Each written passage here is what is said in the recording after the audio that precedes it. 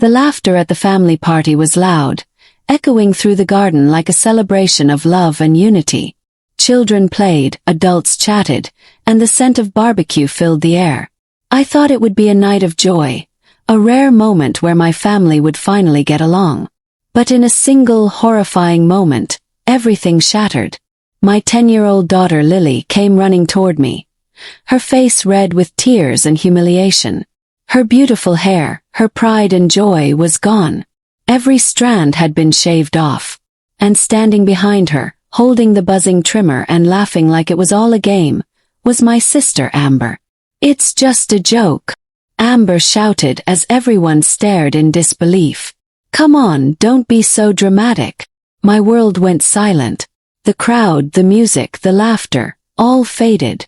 My daughter buried her face in my chest, trembling, as I tried to comprehend the cruelty of what had just happened. This wasn't a joke. This was a violation. My little girl's tears fell against my arm, and I felt an anger rise inside me that I had never known before. Everyone around us froze, some shocked, some amused, and others too cowardly to speak. That night changed everything. It tore my family apart, exposed deep-rooted jealousy, and forced me to face the truth about the people I had trusted the most. What Amber did wasn't just a prank. It was revenge disguised as laughter. And as the truth slowly unfolded, I realized that her cruelty had been building for years, waiting for the perfect moment to strike. But she had made one mistake. She went after my child.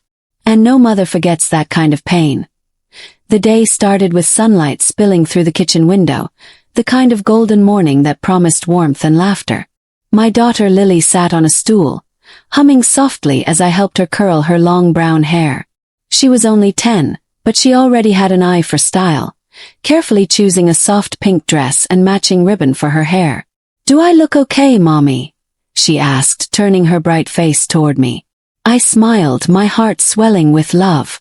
"You look beautiful, sweetheart. Grandma's going to be so happy to see you." Today was my mother's 60th birthday, a grand family celebration that everyone had been planning for weeks. It was supposed to be a happy reunion. My siblings, their kids, my parents, and a few close friends all gathered together under one roof for the first time in years. My older sister Amber had taken charge of the decorations. She had always been the loud one, the center of attention, and she made sure everyone knew she was in control. I tried to ignore her bossy tone over the phone the week before, reminding myself that today was about Mom, not old rivalries. By noon, the house was buzzing with excitement. The garden had been transformed with balloons, fairy lights, and long tables covered in bright cloths. A barbecue sizzled in the corner, and the air smelled of grilled meat and blooming roses.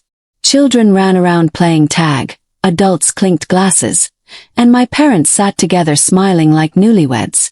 It was one of those rare moments where everyone seemed genuinely happy, everyone except Amber. When we arrived, Amber gave me a quick, tight-lipped smile and said, "Oh, you're finally here." Her eyes flicked over my dress, then to Lily, who was holding a small bouquet of daisies she'd picked from our garden. "Well, don't you look fancy?" Amber said to her in a syrupy tone that didn't match her eyes. "All dressed up like a little princess." "Thank you, Aunt Amber," Lily said sweetly, her cheeks glowing with pride. Amber's lips curved into a smirk. "Let's just hope you don't trip over that dress while running around. Wouldn't want to ruin it." I wanted to say something, but I bit my tongue. Amber had always been like this, sharp, competitive, and easily threatened. Growing up, she made sure she was always first. First in school, first to get a car, first to get married. But when her marriage crumbled, and mine didn't, things between us changed. Her jokes got meaner, her smiles thinner. "Don't start, Amber," I said softly, just enough for her to hear. "Oh, relax," she said, waving her hand. "It's a joke." Those words, "it's a joke," would haunt me later. The afternoon went on peacefully enough. I helped Mom in the kitchen, arranging the cake and setting up the food trays. Every now and then, I'd glance out the window and see Lily laughing with her cousins, her curls bouncing as she ran across the yard. That sight always filled me with joy. She was my everything, The reason I worked hard, the reason I smiled through life's chaos. At one point, my father gathered everyone for a toast. He spoke about family, love, and forgiveness. Amber stood beside him, arm around Mom, smiling for the camera. From the outside we must have looked perfect. But beneath that smile, I could sense something brewing, a tension I couldn't name yet. As the evening wore on, I noticed Amber spending more time with the kids. She was laughing too loudly, teasing them, making everyone giggle. I didn't think much of it at first. I was busy refilling drinks, passing out plates, and chatting with my cousins. Lily came up to me once, asking if she could go play a makeover game with Aunt Amber and the other kids in the backyard. Aunt Amber brought some funny stuff, she said excitedly. She said we can do a crazy hair challenge. I frowned a little. Crazy hair challenge. What kind of game is that? I think it's just pretend, Mommy, Lily said with a giggle. She said she has some wigs and colors and funny tools. Can I go? I hesitated, then sighed. Okay, but don't let her do anything weird to your hair, okay? She nodded eagerly and ran off.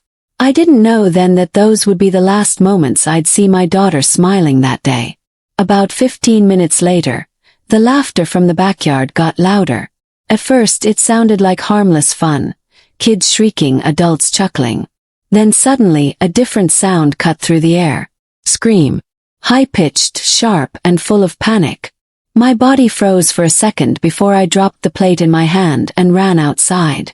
What I saw made my heart stop. Lily stood in the middle of the lawn, her face wet with tears.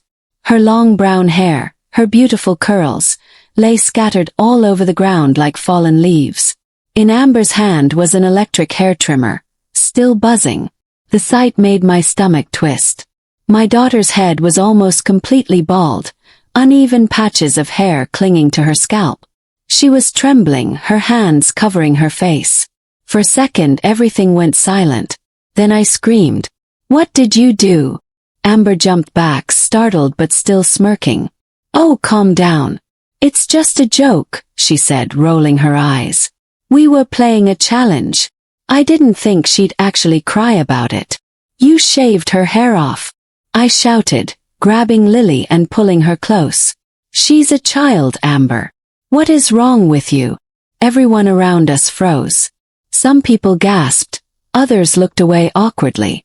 My father stepped forward, his face pale. Amber, he said quietly. That was too far. Amber laughed, tossing the trimmer aside. Oh, please. It's hair. It'll grow back. You're all acting like I murdered someone.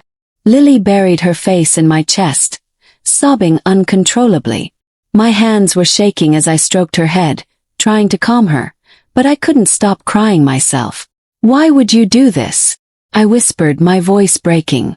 Amber shrugged. She kept bragging about her curls. Thought she was some kind of princess. I was just teaching her a little humility. The crowd went silent again. That's when I realized it wasn't just a joke. It was cruelty. Deliberate, jealous cruelty.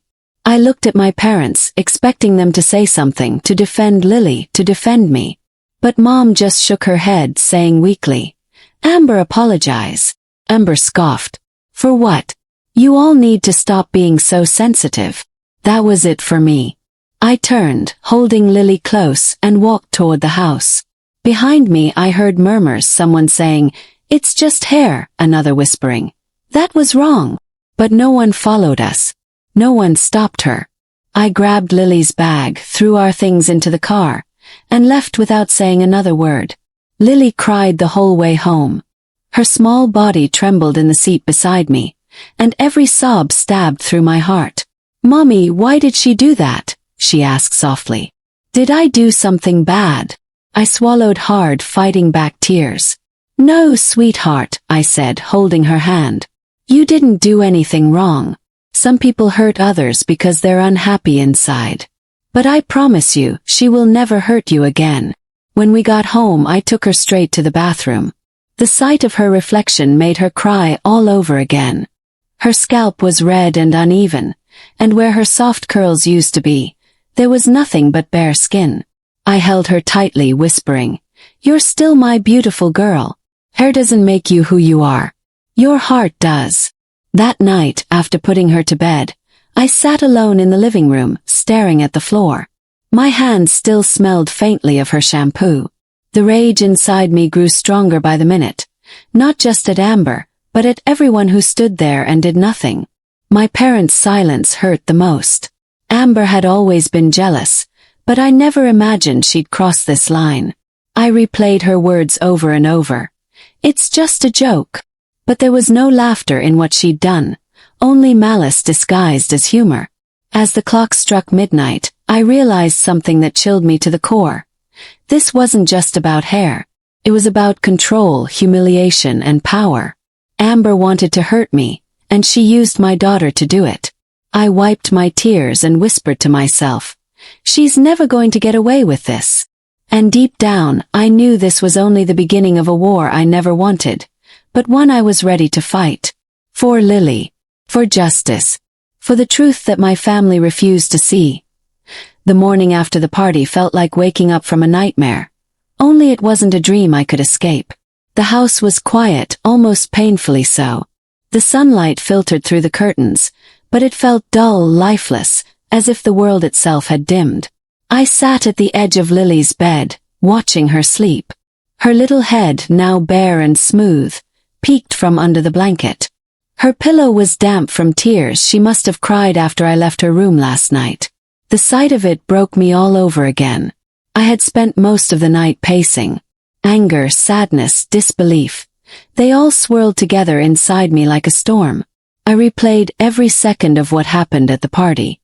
The way Amber laughed, the way everyone froze, and worst of all, the way no one defended my child.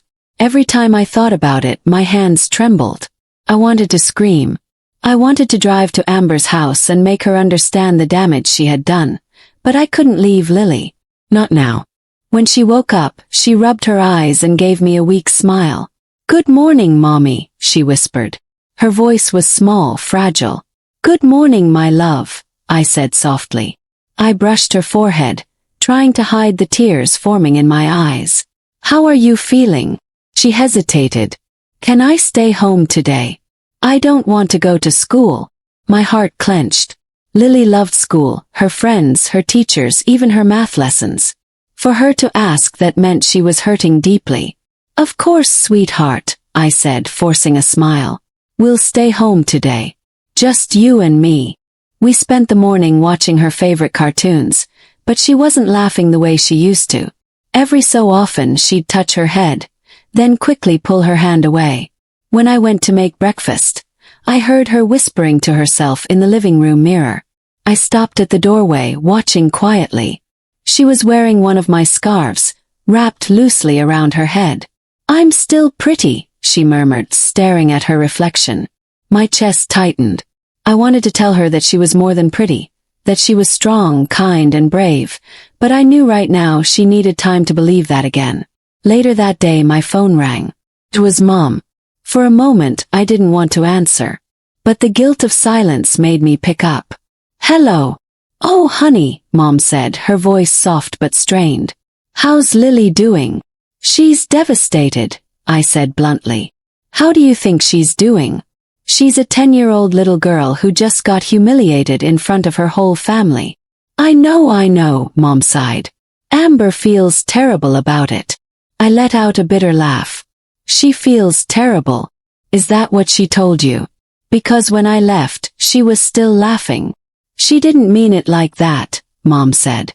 "You know how Amber is. She doesn't always think before she acts." "Mom," she shaved my child's head. "That's not thoughtlessness, that's cruelty." There was silence on the other end. Then Mom said, "She's your sister. Family makes mistakes. You can't just cut her off." That was it. The same excuse.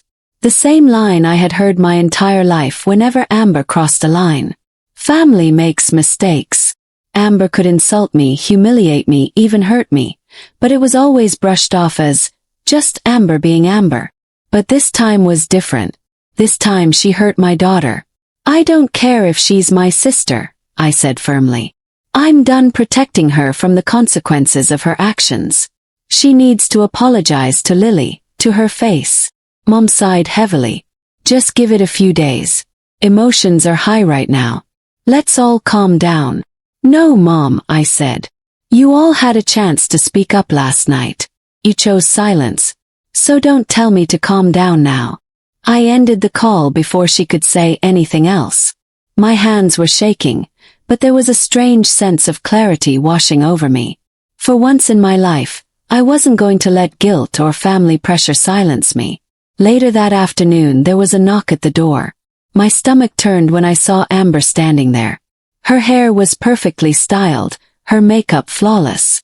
She looked exactly the same as always. Cold, confident, and unapologetic. What are you doing here? Asked sharply. She crossed her arms. Can we talk? I hesitated, then stepped aside, mostly because I didn't want Lily to see her if she was looking out the window.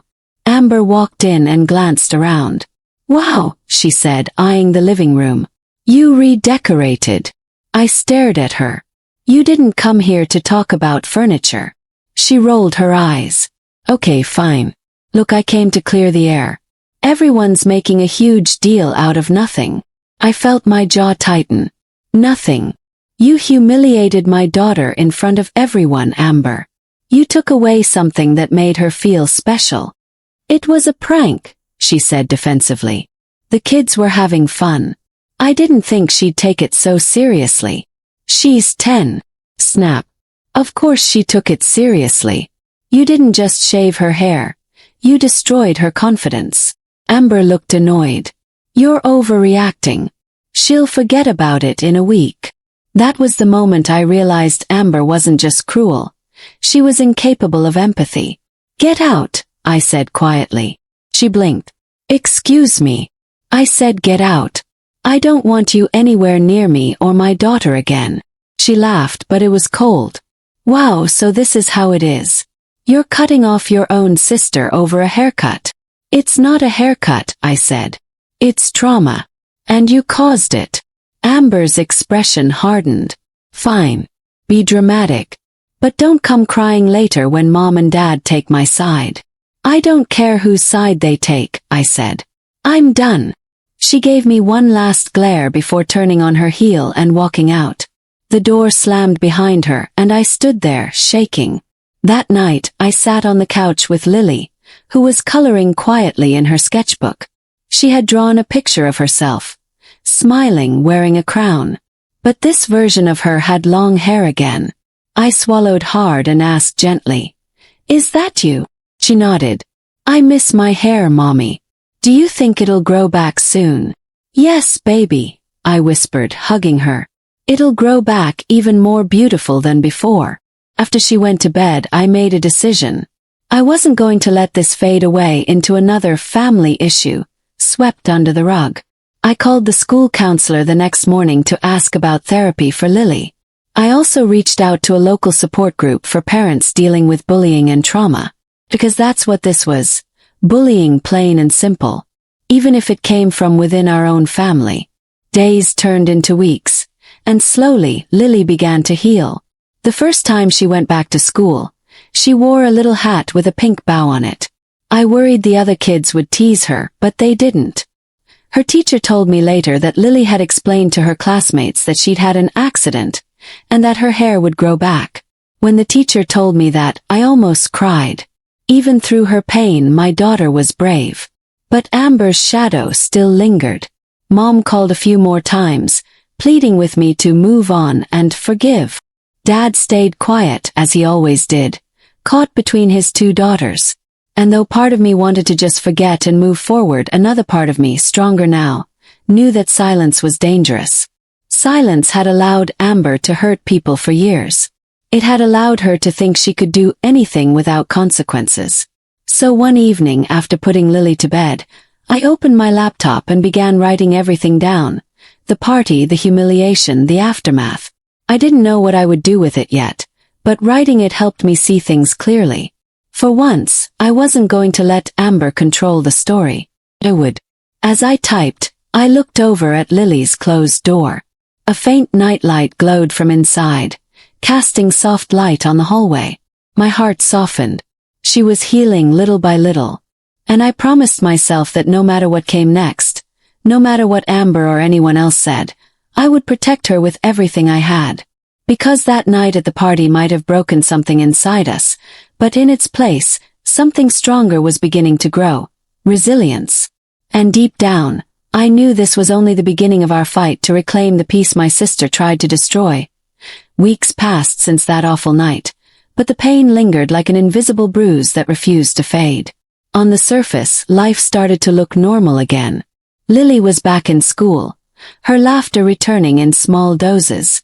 She wore her little hats proudly now, decorating them with stickers and tiny bows.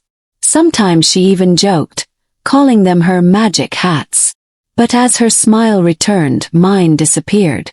Each time I saw her touch her scalp or glance at old photos of herself, something twisted inside me. I could forgive a lot in life, but I couldn't forgive watching my daughter's innocence being stolen in front of everyone while my family stayed silent. My mother called every few days, her tone heavy with guilt and frustration. "You can't keep this up forever," she said one evening, her voice trembling slightly. "You and Amber need to make peace. This family is falling apart." "Mom, Amber did that," I said coldly, my patience long gone. "She's the one who broke this family, not me." "She made a mistake," Mom pleaded. "She regrets it." I bit back a bitter laugh. Does she regret it, or does she just regret that people saw what she's capable of? Mom didn't answer. I could hear her sigh on the other end. "You've always been too sensitive," she murmured. "Amber's always been fiery, but she doesn't mean harm." And there it was again. The same excuse, recycled and polished for every wound Amber ever caused. I had heard it since childhood.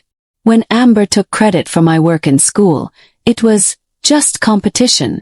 When she spread rumors about me in college, it was just teasing. And now, after shaving my daughter's head, it was just a mistake. I felt something inside me finally crack.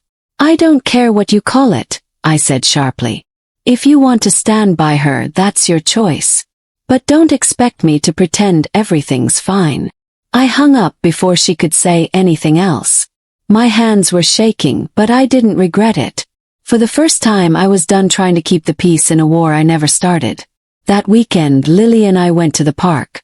The air smelled of fresh rain, and the grass glistened under the afternoon sun. She ran toward the swings, giggling as the wind brushed against her scarf. Watching her play brought a bittersweet warmth to my heart. She was healing, yes, but slowly. Every so often, I caught her avoiding mirrors or tugging at her scarf when other kids looked her way. I knew that kind of self-consciousness too well. It was the same feeling I grew up with. Always being compared, always being made to feel like I was less. As Lily swung higher, I sat on a nearby bench, lost in thought. That's when a shadow fell across me. I looked up and my heart sank. Amber. She stood there in her usual flawless outfit, sunglasses perched on her head, holding a cup of iced coffee. For a moment I couldn't speak. What was she doing here? "Nice day, huh?" she said casually, as if nothing had happened. I stood up immediately. "What do you want, Amber?" She sighed dramatically. "Relax, I'm not here to fight. I just wanted to talk." "You had your chance to talk," I said. "You came to my house, remember? You called it a joke." She rolled her eyes. "You're still hung up on that. God, you're exhausting." Mom's worried sick. She says you won't answer her calls. "I talk to her plenty," I said sharply. "But I'm done talking about you." Amber looked past me toward the swings, where Lily was still playing. "She looks fine to me," she said, sipping her drink. "See? No harm done. You're making this a bigger deal than it is." That did it. I felt my blood boil. "No harm done," I hissed. "Do you have any idea what you did to her? She wakes up at night crying. She refuses to look at herself in the mirror. And you think that's fine?" Amber shrugged. "You've always been so dramatic, even as kids. You make mountains out of molehills." "Say whatever you want about me," I said, my voice shaking. "But don't you dare stand here and act like what you did to my child was nothing." Amber smirked. Maybe if you weren't so uptight, things like this wouldn't bother you so much. Before I could respond, Lily ran toward me. Mommy, look how high I went, she said proudly. Then she froze when she saw Amber.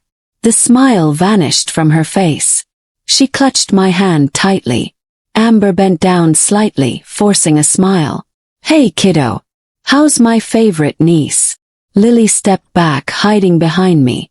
You're not my favorite, she whispered. Amber's smile faltered, and for a fleeting second, I saw something like embarrassment flash across her face. But she quickly covered it up with a scoff. She's got your attitude, she said coldly. Figures. Go home, Amber, I said quietly but firmly. You're not welcome here. Amber straightened up. Fine. But you can't keep running from me forever. You'll need this family eventually. I looked her dead in the eyes. No, Amber. What I need is peace, and you're the reason I don't have it. She walked away without another word, but I could feel her anger burning even as she left. That night, after putting Lily to bed, I sat on the couch with a cup of tea that had long gone cold. My phone buzzed. This time it was my cousin Rachel, one of the few relatives who had stayed quiet during the chaos. I heard what happened at the park, she said hesitantly. Amber's telling people you attacked her. I nearly dropped my phone. What? She's saying you screamed at her in front of Lily, that you've been turning everyone against her. I laughed in disbelief. Unbelievable. She humiliates my child and I'm the villain. Rachel sighed. You know how she is. She's spinning the story before you can. That night my anger turned into resolve. I wasn't going to let Amber rewrite what happened. I began gathering every message, every photo, every witness statement from that party. I didn't know if I'd ever use it, but it gave me power. Proof that I wasn't crazy. Days later, Amber posted on social media. It was a picture of her and my parents at a restaurant, all smiles. The caption read, "Family is everything. Some people forget that." The comments were full of supportive emojis and compliments. I stared at it, my chest tightening. It wasn't just the words, it was the message behind them. She was painting me as the outsider, the troublemaker, the ungrateful one. That night my mother called again. I saw Amber today, she said softly. She's really hurt, sweetheart. Hurt? I repeated, my voice cracking. She's hurt. What about Lily, Mom? What about your granddaughter who cries herself to sleep? Mom hesitated. Amber said she wants to apologize properly this time. She asked if she could come over for dinner. I almost laughed. You think I'm going to let that woman near my daughter again? Please, Mom begged. For me. Just give her a chance to make things right. If not for her, then for the family. I closed my eyes, torn between fury and exhaustion. I wanted to scream, but a small voice inside me whispered, maybe closure isn't a bad thing. Maybe letting her say her piece could finally end this nightmare. Fine, I said finally. But if she says one wrong word, she's out. Mom exhaled in relief. Thank you, honey. You'll see. This will bring us together again. I hung up, but my gut twisted uneasily.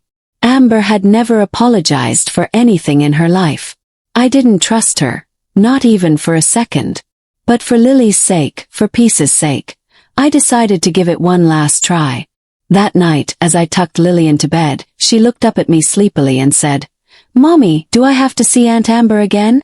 Pause. Maybe just once, I said gently. She said she wants to say sorry. Lily frowned. I don't want her to. She can keep her sorry.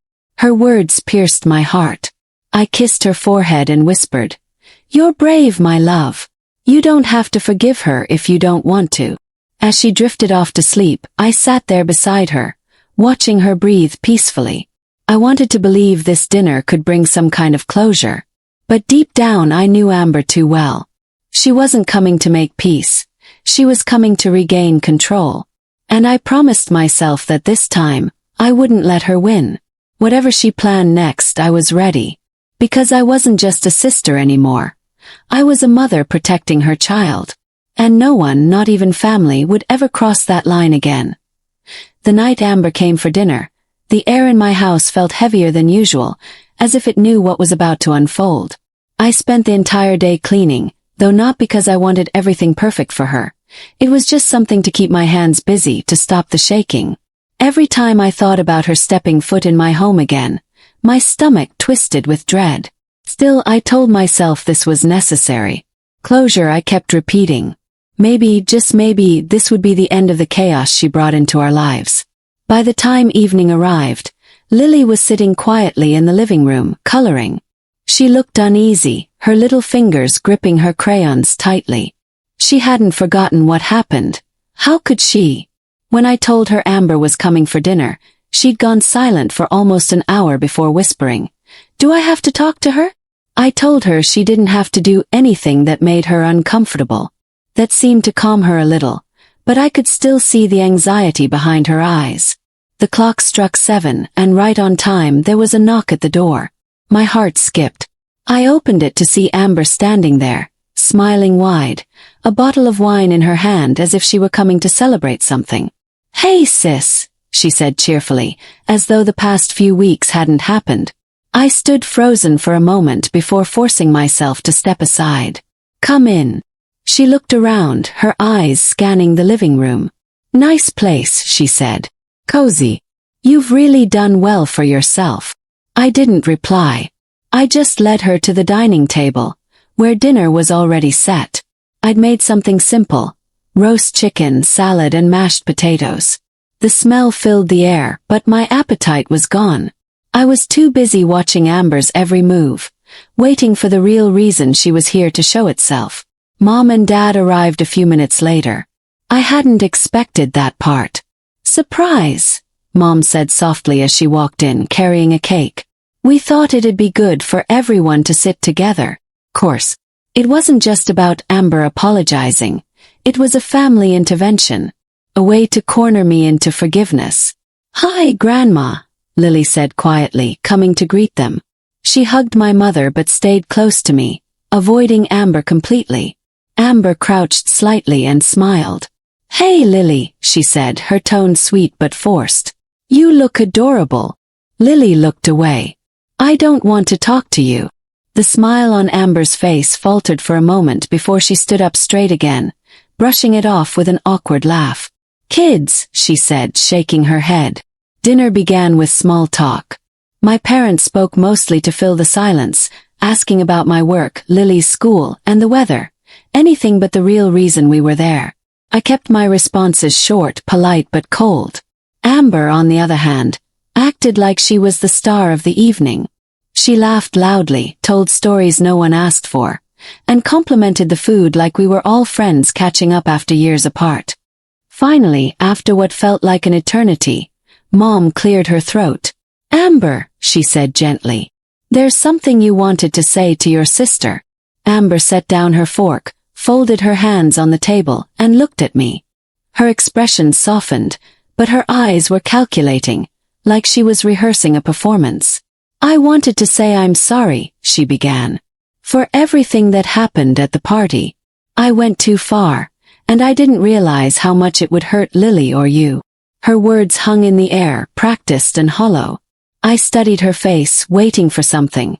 Guilt, shame, anything real, but there was nothing. She was performing, not apologizing. "Do you even understand what you did?" I asked quietly. Amber blinked, caught off guard. "Of course I do. I shaved her hair.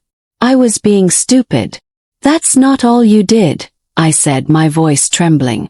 "You humiliated her in front of our entire family. You laughed while she cried. You mocked her pain. That's not stupid, Amber. That's cruel." Amber sighed dramatically, leaning back in her chair. "Okay, but I said I'm sorry. What more do you want me to do? It's not like I can glue her hair back on." The sound of her flippant tone made my blood boil. Lily flinched, her fork clattering against her plate. My father looked uncomfortable, while my mother gave me that pleading look she always used when she wanted me to stay calm. I took a deep breath, trying to hold myself together. "I don't want you to do anything, Amber," I said coldly.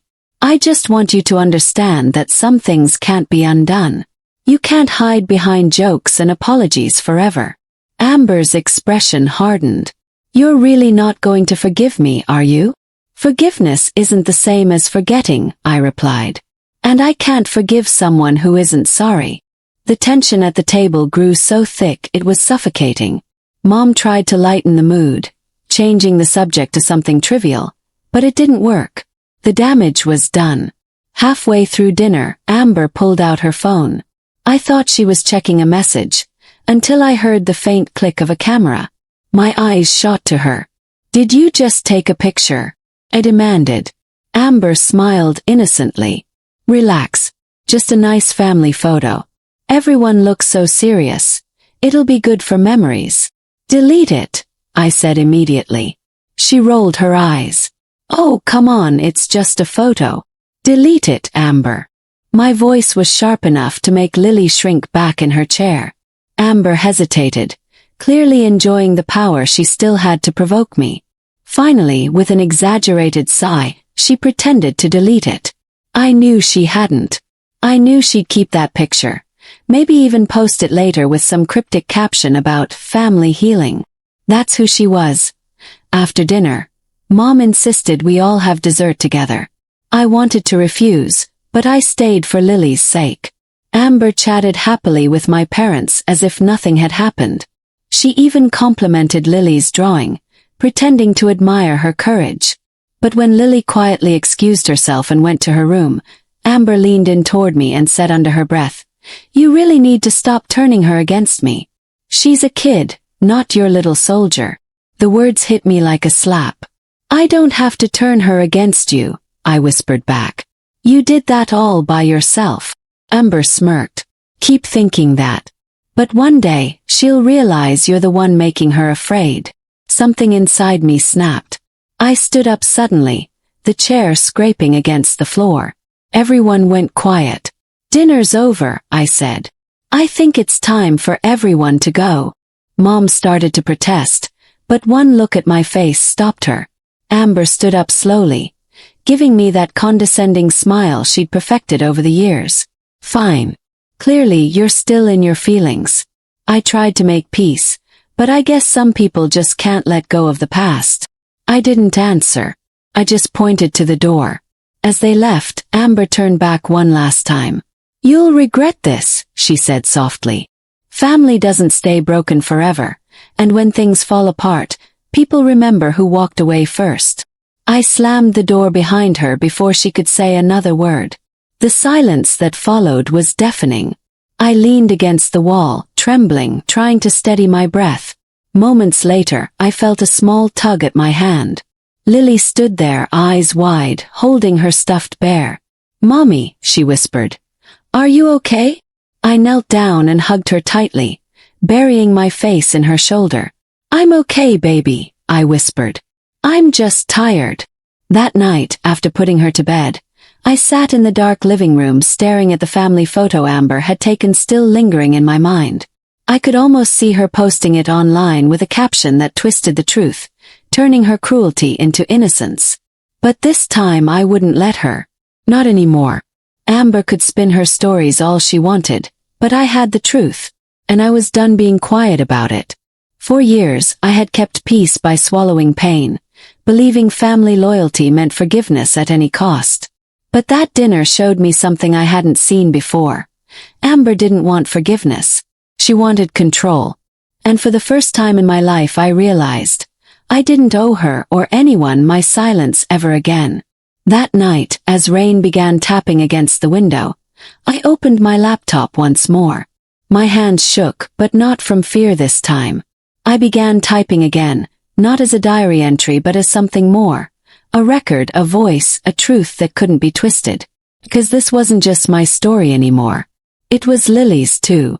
And I promised myself that by the time it was finished, the world would finally know who Amber really was. Days passed after the dinner, but the tension didn't fade, it only deepened.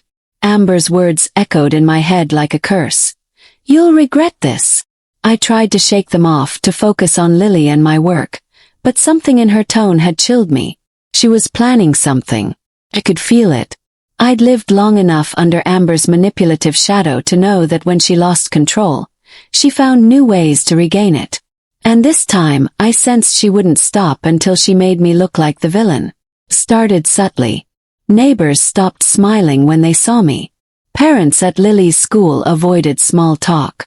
A few of them whispered as I passed. It wasn't until one of Lily's teachers gently pulled me aside that I realized why. I just wanted to check in, she said softly.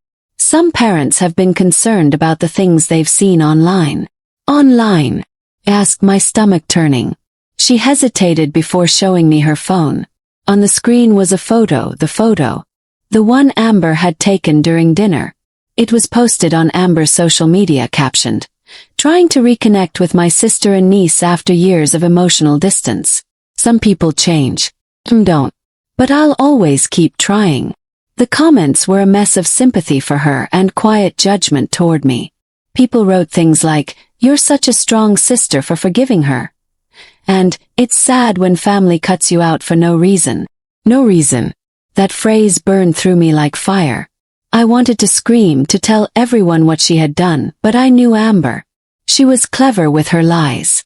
If I lashed out, she'd twist it into more proof of my bitterness. That night, after putting Lily to bed, I sat alone on the couch scrolling through Amber's page. Every post was carefully crafted. Smiling selfies, long captions about healing and forgiveness, even a photo of her holding a box of toys she claimed she bought for my brave little niece. It was nauseating. She was painting herself as the hero of a story she'd written over my pain. I closed my laptop and buried my face in my hands. I tried to stay silent for Lily's sake, to protect her from more family drama. But now Amber was using that silence as a weapon. The next morning, I decided I wouldn't let her win. Not this time. Called my parents. Dad answered, sounding weary. "Hello, Dad," I said quietly. "Have you seen Amber's posts?" He hesitated. "Yes. And you believe her?" "Of course not," he said quickly. "But your mother, she thinks maybe it's her way of apologizing."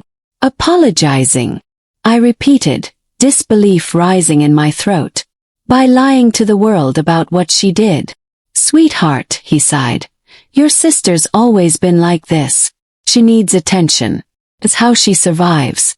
The more you fight her, the more she'll feed off it." "So what? I just let her keep doing it." "I'm saying pick your battles," he said softly. "Sometimes silence speaks louder." But silence hadn't saved Lily. And it sure wasn't saving us now. Later that week, Lily came home from school in tears. When I asked what happened, she buried her face in my lap and sobbed. "They called me Baldy again." My heart broke all over. "Who did, sweetheart?" "Some kids," she sniffled. "They said my aunt told their moms it was all my fault I got my hair cut. They said I was bad." Rage pulsed through me like electricity. That was it. Enough pretending, enough silence, enough playing nice for family peace. I hugged Lily tight and whispered, "You did nothing wrong. I promise I'll fix this." That night, after tucking her in, I opened my laptop once again. But this time it wasn't to scroll, it was to fight back. I wrote everything. From the day of the party to the dinner, every cruel joke, every lie, every manipulation Amber had ever used. I didn't exaggerate or attack her. I just told the truth. I uploaded a photo of Lily, her smiling, her hair beginning to grow back, and captioned it. "My daughter was humiliated and mocked by someone who still calls herself family. Silence only protects the abuser. So this is me, choosing not to stay silent anymore." Within hours, the post spread faster than I could have imagined. Friends, co-workers, even strangers commented, most offering support, others expressing shock. Some who had seen Amber's posts finally saw the other side. Messages began pouring in, many from people who had their own Ambers in their families. I felt lighter with each truth I shared, like every word peeled away a layer of fear that had been suffocating me for years. But Amber didn't stay quiet. By morning she'd made her own response, long, dramatic, and full of half-truths. She accused me of airing private family matters for attention. She said I'd brainwashed Lily. She even hinted that I had mental health issues and needed help. Should have crushed me. But instead it fueled me. For once, people didn't blindly believe her. The comments were different now. People questioned her version of events, pointed out her inconsistencies. The mask was cracking. Few days later, Mom showed up at my door unexpectedly. Her eyes were red, her face drawn. "You've started a war," she said quietly as I let her in. "No, Mom," I replied, my voice steady. "Amber started it.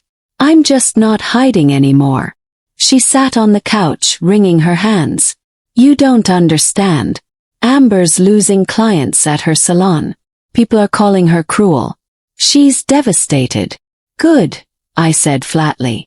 "Maybe she'll finally learn how it feels." Mom looked at me, hurt flickering across her face. "Revenge won't heal you, Emily." "This isn't revenge," I said. "It's truth." We sat in silence for a long time. Finally she whispered, "She called me crying last night. She said she's sorry." I laughed bitterly. "She's sorry because her image is ruined." Mom didn't deny it. She just looked down. "Please just talk to her one last time." For me. I didn't want to. But something in her eyes, part exhaustion, part pleading, made me agree. Maybe I needed to see Amber one more time, not to reconcile, but to end it properly. We met at a small cafe downtown. Amber looked different. Her usually perfect hair tied in a messy bun, dark circles under her eyes. For the first time she looked human. "I didn't think you'd actually come," she said softly. "I came because I want this to end," I said. She sighed. "You've ruined my reputation, Emily. My business is tanking. People think I'm a monster." "You did that yourself," I said quietly. "I was drunk that night," she snapped. "I didn't mean to hurt her." "Then why did you mock her when she cried?" I asked. "Why did you laugh, Amber? Why did you post lies instead of owning it?" Her lips trembled. "Because I was ashamed. Because I didn't know how to fix it. You were always the perfect one. Always calm, always right. I just wanted to feel above you for once." Her confession hit harder than I expected. It wasn't justification, it was jealousy. That's what it had always been. Every cruel word, every joke, every attempt to belittle me. It all came from her own emptiness. "I don't hate you, Amber," I said finally. "I just can't let you hurt me or Lily anymore." Tears welled in her eyes. "So that's it. You're cutting me off." "I'm setting us free," I whispered. "You can keep living in your version of the story if you want. But we're done being characters in it." She looked at me for a long time before nodding. "Then I guess this is goodbye." "It is," I said. When I walked out of that cafe, the weight I'd carried for years finally lifted. It wasn't triumph I felt, it was peace. For the first time, I didn't feel small in her shadow. Weeks passed. Amber deleted her posts and went silent online. My own story faded from trending feeds, replaced by other dramas. But the change it brought remained. Lily's laughter came easier now. Her confidence bloomed with her growing hair. We planted flowers in the backyard, her idea, and every morning she'd run outside to check which ones had started to bloom. One evening, as the sun dipped below the horizon, she sat beside me on the porch and asked, "Mommy, is Aunt Amber gone forever?" I thought for a moment before answering. "Sometimes people don't disappear, sweetheart. They just stop being part of your story." She nodded, satisfied with that. "I'm glad our story is just us now." I smiled and kissed the top of her head. "Me too." That night, as I tucked her into bed, I glanced at her reflection in the mirror. Bright eyes, soft curls returning, strength already beyond her years. And I realized something.